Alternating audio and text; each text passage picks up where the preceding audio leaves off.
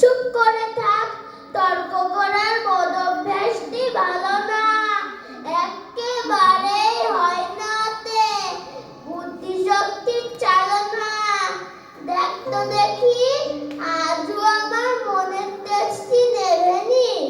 এইবার শোন, বলছি এখন, কি বলছিলেন ভেবে নি।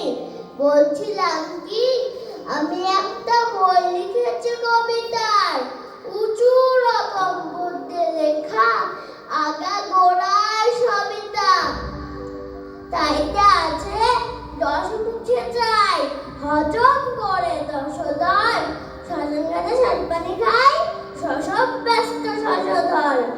এই কথাটার অর্থ যে কি ভাবছে না কেউ মোটেও, বুঝছে না কেউ লাভ হবে কি, অর্থ যদি জোটেও। এর মধ্যে হাই তুলিসে পুঁতে ফেলবো এক্ষুনি। গুগু দেখে নাচতে শুরু, থাকতো বাবা দেখনি। কি বললি তুই? 57 বার শুনেছিস ওই কথাটা? এমন মিথ্যে বলতে পারিস, লক্ষ্মী ছাড়া বকাটা।